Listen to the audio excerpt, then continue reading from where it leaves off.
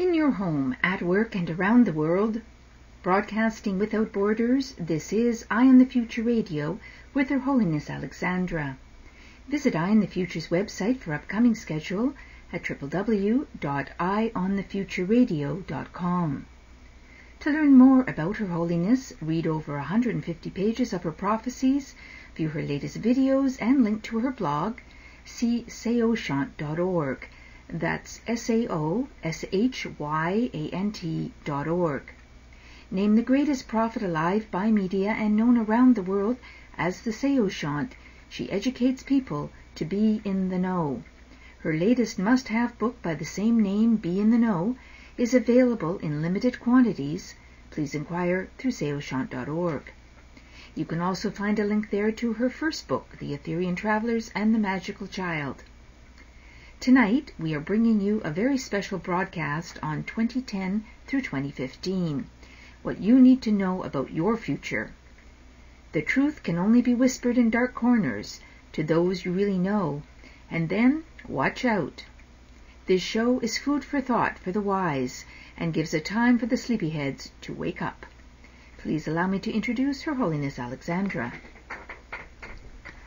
And thank you very much for the lovely announcing that was done, and also a very, very, very great welcome to all of you. And as we know, so many people are celebrating so many seasons in this time period, from of course, Happy Hanukkah to all the people from the Jewish community. And then there are others that are celebrating solstice, and a happy solstice to you. And then there are the myriads of different forms of Christianity who are starting to prepare to celebrate Christmas. So, Merry Christmas or Happy Christmas or whatever you would like to call it. But most of all, it doesn't matter what religion you follow or what belief you follow.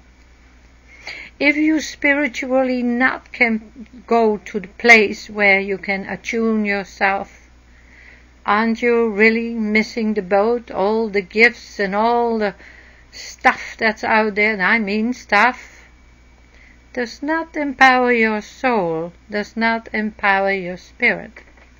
So for those who are out in a great, great urge to have spiritual and soul empowerment, I wish you well and I wish you peace. Tonight, after receiving myriads and myriads and myriads of notes and emails, everybody came and asked, would I do a update or a show on the polar shift? Oh, I said it. Well, when you start to reason, and I mean truly start to reason about the climate change and the conference that's taking place in Copenhagen, the United Nations. In my book, In the Know, I have explained it, and also many times before. When you are stepping back and taking a look at the conditions that are here upon the planet, then you know that the United Nations are the, well, I would not even call them the door openers for the New World Order. I could not do that. Because the New World Order will be in there and also maneuvering and manipulating. So when someone told me out of the New Age community, and not that there are not wonderful people there, they are everywhere, but I am saying reason, step back, think. When it was announced that this was going from from 2010 actually to 2012 to 2015, I said, no, let's go immediately from this time to 2025, because in my book I have said 2024, but at 2024, take a few weeks or give a few weeks, then it is 2025.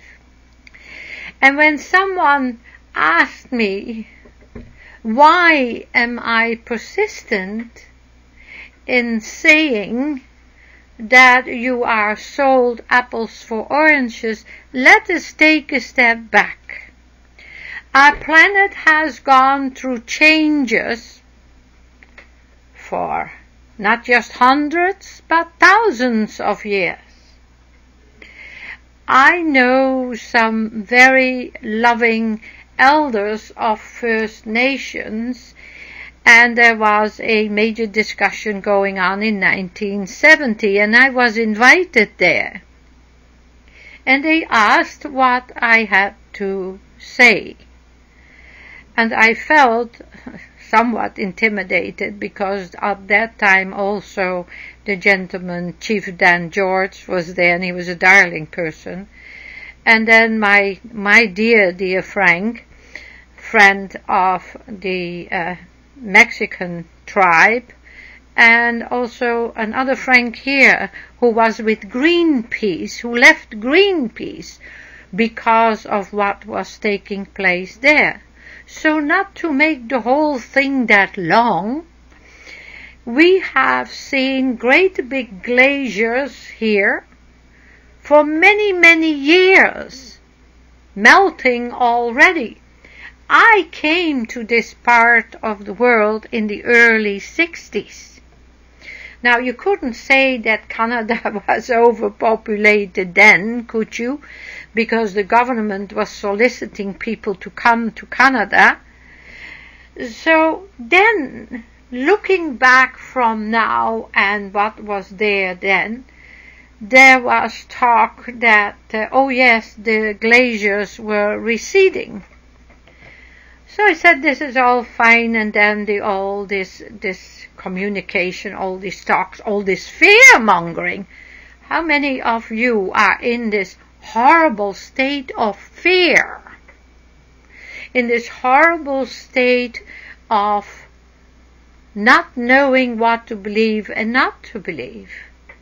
When I told this to a gentleman from NASA in 2006, that they should be aware that this planet was already in a motion of shifting.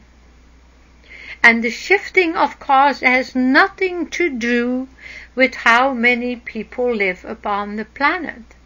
Now, let me tell you this. For a fact, First Nations friends who are from the Eskimo tribe are saying that your planet is moving north. Friends in India, members in India, in little villages on lakes there, these people are saying, beware, the planet is moving northwest. Then going through my old documents of the past, and they said how wonderful people who are not in touch, like you would be in touch with myriad of TV stations, radio stations, internet stations, gobbledygook and hullabaloo from people that are wanting to stir you up into fear.